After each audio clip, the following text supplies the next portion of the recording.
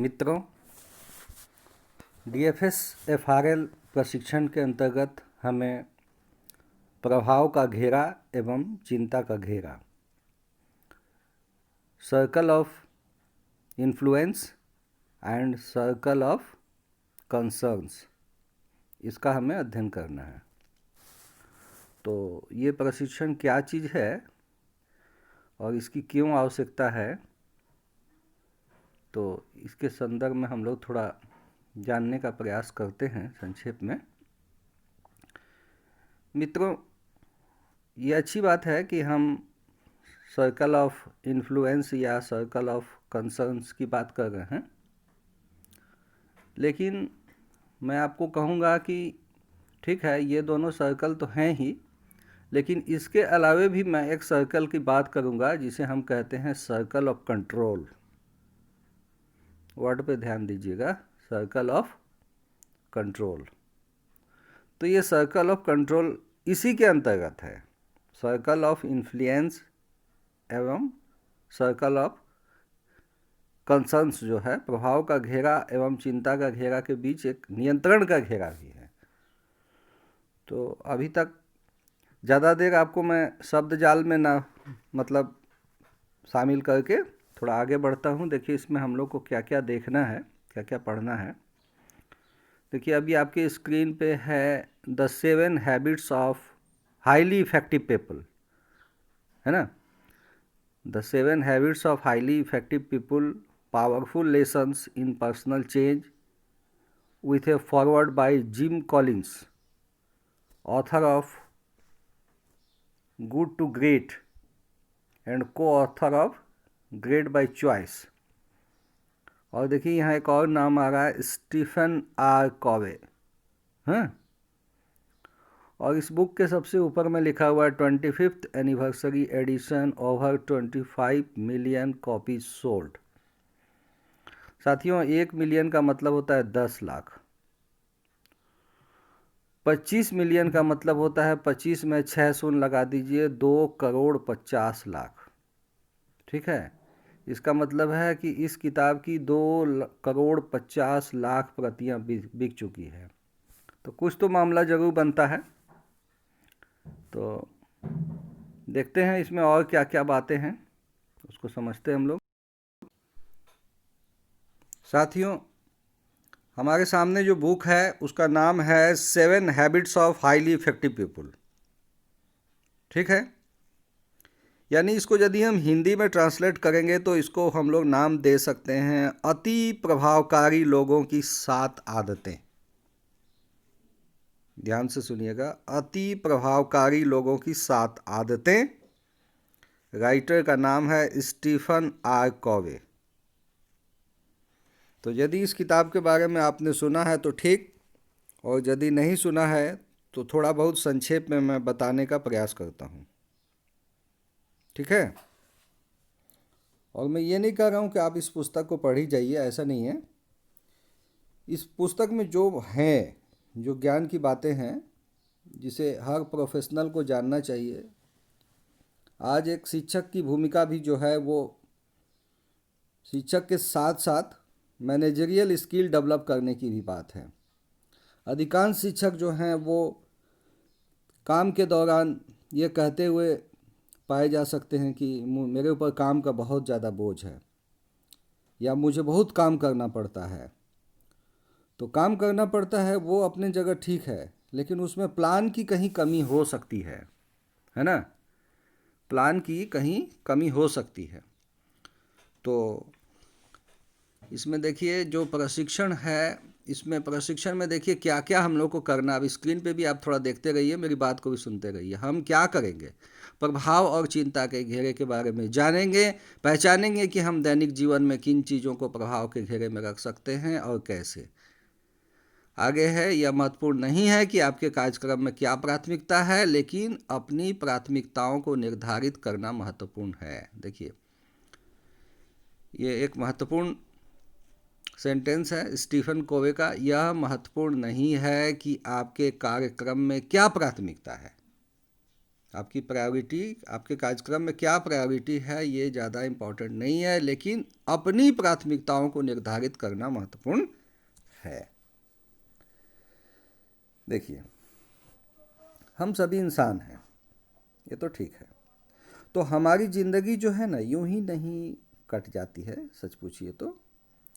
चाहे आप जानते हो या नहीं जानते हो, लेकिन हम और आप जो हैं अपनी ज़िंदगी को खुद ही डिजाइन करते हैं। खुद हम लोग डिजाइन करते हैं और हम ही विकल्प चुनते हैं। हम लोग खुशियां चुनते हैं, हम लोग दुख चुनते हैं। निश्चितता भी हम ही लोग चुनते हैं और अनिश्चितता भी हम ही लोग चुनते हैं। आप सोच रहे होंगे कि कौन सी बातें हो रही है। खुशियां हम चुनते हैं, दुख भी हम चुनते हैं, निश्चितता हम चुनते हैं, अनिश्चितता भी हम चुनते हैं, सफलता हम चुनते हैं, असफलता हम चुनते हैं, साहस भी हम चुनते हैं, डर भी हम चुनते हैं। तो देखिए आगे क्या है, इतना याद रखिए कि एक क्षण जो है, हर एक परिस्थिति हमें एक विकल्प देती है, ऑप्शन देती है। और ऐसे में हमारे पास ये अपॉर्चुनिटी होती है कि हम चीज़ों को अलग तरीके से करें और अपने लिए और पॉजिटिव रिजल्ट प्रोड्यूस करें। ठीक है, स्क्रीन पे भी आपका ध्यान होना चाहिए साथियों। देखिए, इसमें परिचय सत्र होगा, ट्रेनिंग में परिचय सत्र हुआ। आज जिनका ट्रेनिंग हो गया है, ठीक है, वो जानते होंगे। परिचय सत्र हुआ, उसमें प्री टेस्ट हुई, चिंता और प्रभाव के घेरा के बारे में चर्चा हुई, सर्कल की अवधारणा पर चर्चा और सत्र का समेकन। यही है हमारा जो एजेंडा। तो अभी जो circle of influence and circle of concerns जो है, चिंता और प्रभाव का घेरा, तो उसी के संदर्भ में मैं बता देता हूँ। बहुत सारे शिक्षकों को नहीं भी स्पष्ट हुआ होगा, तो जिनका स्पष्ट नहीं हुआ तो चलिए उसको हम थोड़ा क्लियर करते हैं।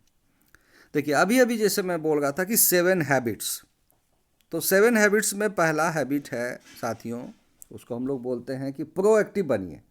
आप कहिएगा प्रोएक्टिव होने का क्या मतलब है? तो प्रोएक्टिव होने का मतलब है अपनी लाइफ के लिए खुद जिम्मेदार बनना। आप हर चीज़ के लिए अपने पेरेंट्स या ग्रैंड पेरेंट्स को नहीं ब्लेम कर सकते। आप ये नहीं बोल सकते हैं कि पापा आप तो, आपके पास तो नहीं था तो मेरे पास भी नहीं है ना। दादाजी कुछ नहीं जानते थे, पापा कुछ नहीं जानते थे, तो हम कैसे करेंगे, है ना। पापा ने बिजनेस नहीं किया या कि पापा ने कोई अच्छा जॉब नहीं किया तो हम कहाँ से अच्छे जॉब में आते। तो ये सब बातें ब्लेम आप नहीं कर सकते हैं। प्रोएक्टिव लोग इस बात को समझते हैं कि वो रिस्पॉन्सिबल हैं। वो अपने आचरण के लिए जेनेटिक्स या तो परिस्थितियाँ या परिवेश को दोष नहीं देते। उन्हें पता होता है कि वो अपना व्यवहार खुद चुनते हैं। वहीं दूसरी तरफ जो लोग रिएक्टिव होते हैं, देखिए 2 वर्ड आ रहे हैं यहाँ पे, एक प्रोएक्टिव एक रिएक्टिव। तो जो लोग रिएक्टिव होते हैं वे ज़्यादातर अपने भौतिक वातावरण से प्रभावित होते हैं। वे अपने बिहेवियर के लिए, अपने स्वभाव के लिए बाहरी चीज़ों को दोष देते हैं। अगर मौसम अच्छा है तो उन्हें अच्छा लगता है, और अगर नहीं है तो उनका एटीट्यूड और परफॉर्मेंस को प्रभावित करता है, और मौसम को दोष देते हैं। ठीक है, सभी बाहरी ताकतें एक उत्तेजना की तरह काम करती है जिन पर हम रिएक्ट करते हैं। साथियों, इस बात को समझने की कोशिश कीजिए, हम सारे लोग शिक्षक हैं। जो भी बाहरी ताकतें हैं वो क्या करती है, या तो हमें काम करने के लिए प्रेरित करती है या काम करने के लिए हतोत्साहित करती है।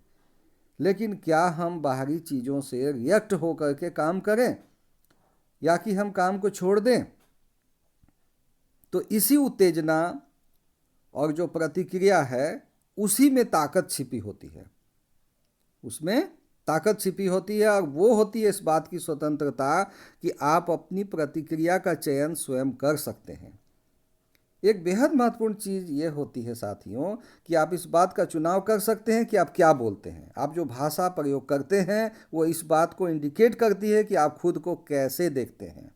एक प्रोएक्टिव व्यक्ति जो होता है ना, उसकी भाषा ऐसे हो सकता है, देखिए, जैसे मैं कर सकता हूँ, मैं करूँगा, है ना। और जो रिएक्टिव आदमी होगा, मैं नहीं कर सकता, काश अगर ऐसा होता तो लोग सोचते हैं कि वो जो कहते और करते हैं उसके लिए खुद जिम्मेदार नहीं है, उनके पास कोई विकल्प नहीं है। बात समझ गए? प्रोएक्टिव लोग कौन हुए और रिएक्टिव लोग कौन हुए? तो ऐसी परिस्थितियां जिन पर बिल्कुल भी नहीं या थोड़ा बहुत कंट्रोल किया जा सकता है, उस पर रिएक्ट या चिंता करने के बजाय प्रोएक्टिव लोग अपना टाइम और एनर्जी ऐसे चीज़ों में लगाते हैं जिनको वो कंट्रोल कर सकें। तो हमारे सामने जो समस्याएं, चुनौतियां, अवसर होते हैं, उन्हें हम दो क्षेत्रों में बांट सकते हैं साथियों। अभी अभी जैसा मैंने बताया कि उसको हम लोग बोलते हैं सर्कल ऑफ कंसर्न यानी कि चिंता का घेरा, और एक है सर्कल ऑफ इन्फ्लुएंस। देखिए इस चित्र को आप ध्यान से देखिए। चिंता का घेरा कहाँ तक है? बहुत दूर तक है। और प्रभाव का घेरा कहाँ तक है? देखिए यहाँ पे कप और प्लेट का एग्जाम्पल दिया गया है। जो कप के अंदर जो है वो हमारे प्रभाव के अंदर है, और जो कप को आप देख रहे हैं बहुत दूर तक है, वो है ना, वो चिंता का घेरा है। तो जहाँ तक हमारी पकड़ है, जहाँ तक हमारी समझ है, जहाँ तक हमारा अनुभव है, जहाँ तक हमारी योग्यता है, वहाँ तक प्रभाव का घेरा है। और उसके आगे माने बियॉन्ड, सपोज कीजिए जैसे मान लीजिए आज आप स्कूल जा रहे हैं और एकाएक से मौसम खराब हो गया, तो मौसम को ब्लेम देना वो तो गलत चीज़ है। आप ब्लेम दे के क्या करेंगे? आपका नियंत्रण है क्या उस पर? अच्छा मौसम या खराब मौसम आपके हाथ में है नहीं, तो चिंता का घेरा हो गया।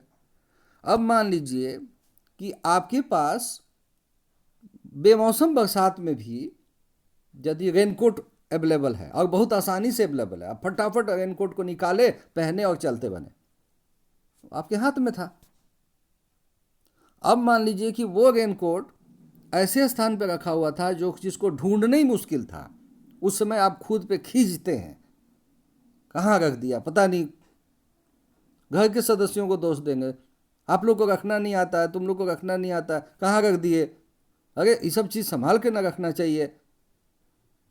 तो बात समझ रहे होंगे साथियों।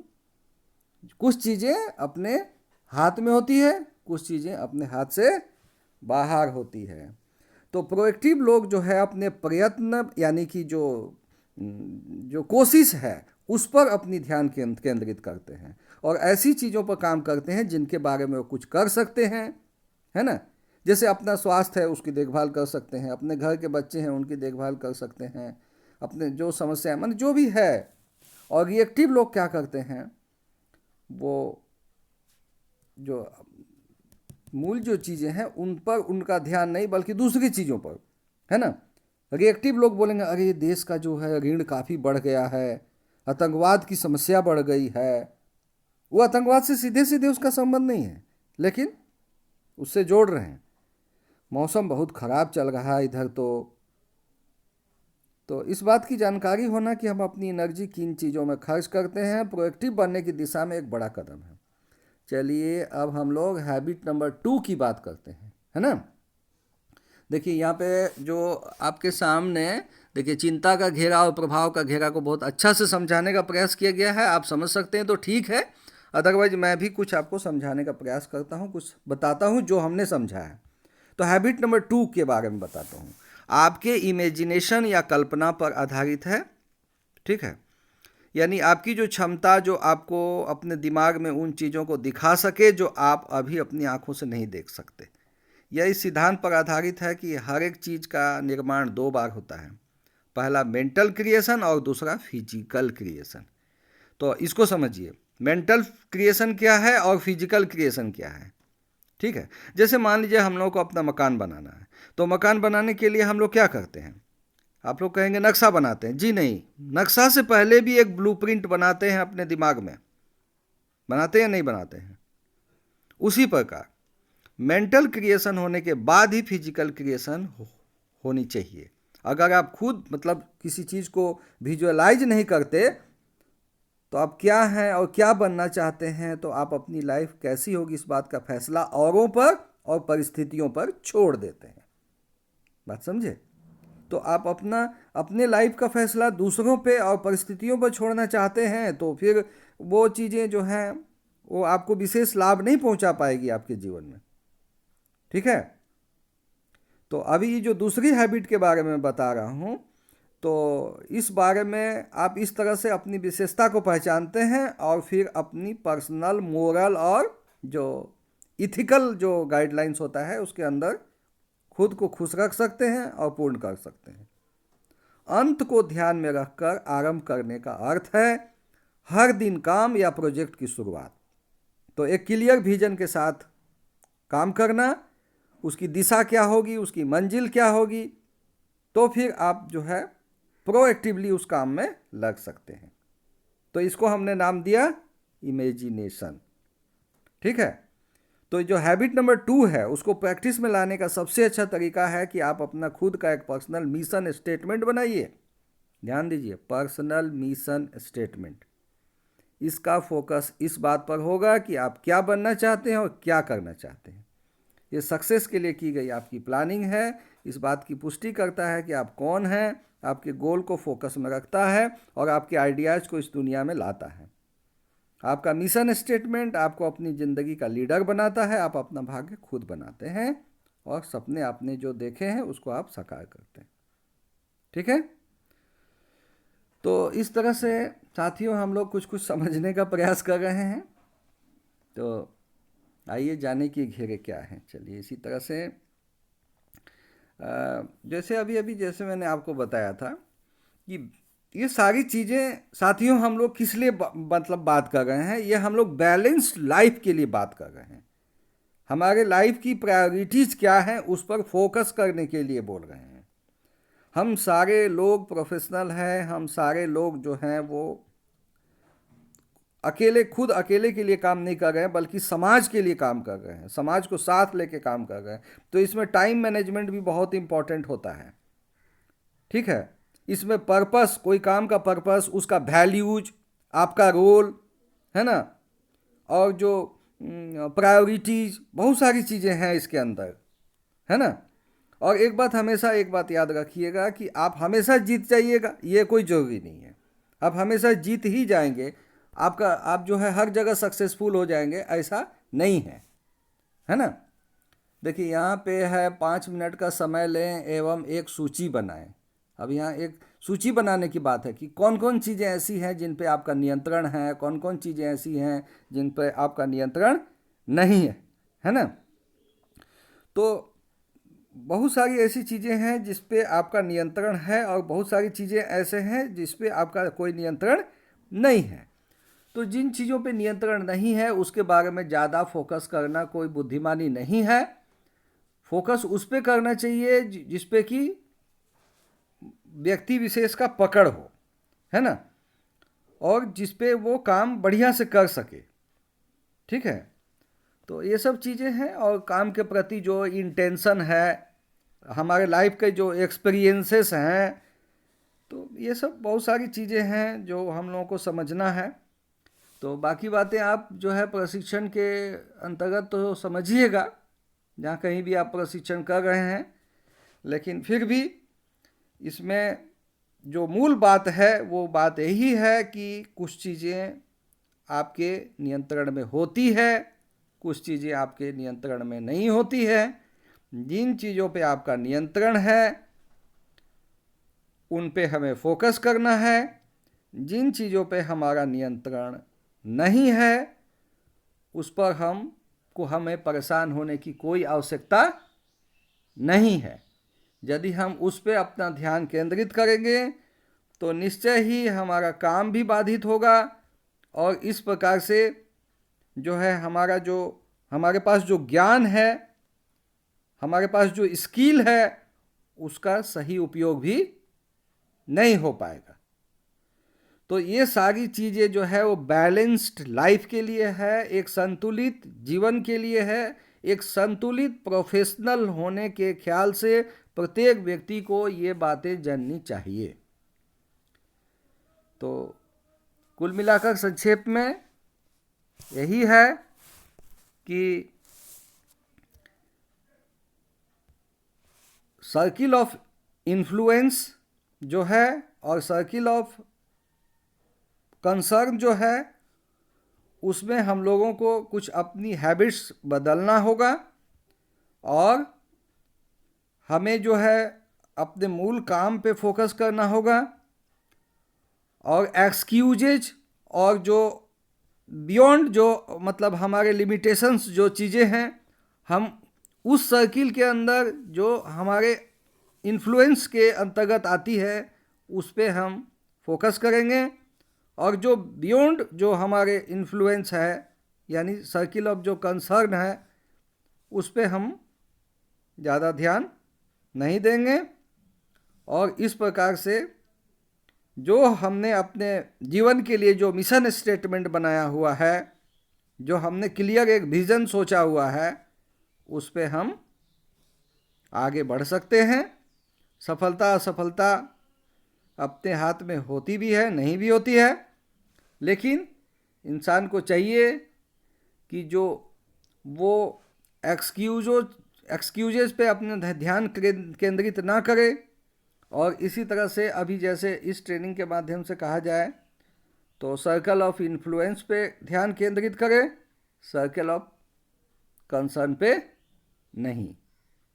तो इससे कहीं ना कहीं सीधे सीधे उसको अपने जीवन में इन हैबिट्स को लाकर निश्चय ही कुछ प्रोफेशनल जो उसका लाइफ है उसमें कुछ बदलाव हो सकता है और होगा।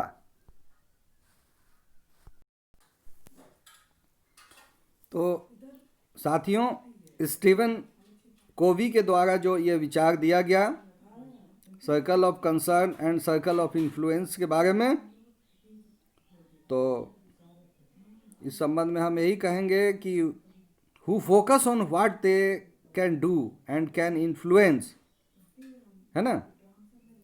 तो इसमें दो चीज़ों पे जो है अंतर है, डिस्टिंग्विश किया गया है between proactive people and reactive people, ठीक है। तो इसमें the first model is based on two circle. The first is our circle of concern. This includes a whole range of things, global warming भी इसमें आएगा, the state of economy, the clothes your children want to wear, attitude in society, the organisation you work for, बहुत सारी ऐसी चीज़ें जो आपके beyond control हैं, ठीक है। और दूसरी चीज़ें जो हैं जो आपके नियंत्रण में है। तो नियंत्रण पे आपको फोकस करना है। तो यही कुछ है साथियों। तो अंत में हम यही कहेंगे कि reactive people find their circle of influence shrinks while proactive people find that it increases। आप समझ गए होंगे कि जो रिएक्टिव पीपल होते हैं ना, वो क्या पाते हैं कि उनका जो घेरा है वो छोटा होता जा रहा है। रिएक्टिव पीपल का जो घेरा है ना वो छोटा होता जाता है। Reactive people find their circle of influence shrinks, माने सिकुड़ रहा है, while proactive people find that it increases. और जो प्रोएक्टिव पीपल होते हैं उनका जो घेरा है वो लगातार बढ़ता जाता है। तो मुझे लगता है कि मुझे जो कुछ समझ में आया उसको मैंने बताने का प्रयास किया, और बाकी आप लोग भी अपना अपना अध्ययन करने की कोशिश करेंगे। अपनी ट्रेनिंग तो आप ले ही रहे होंगे। तो ठीक है साथियों, मैं यहीं पे समाप्त करता हूँ, और बाकी जो टेक्नोलॉजी बेस्ड चीज़ें हैं वो तो आप समझ जाएंगे। थैंक यू साथियों।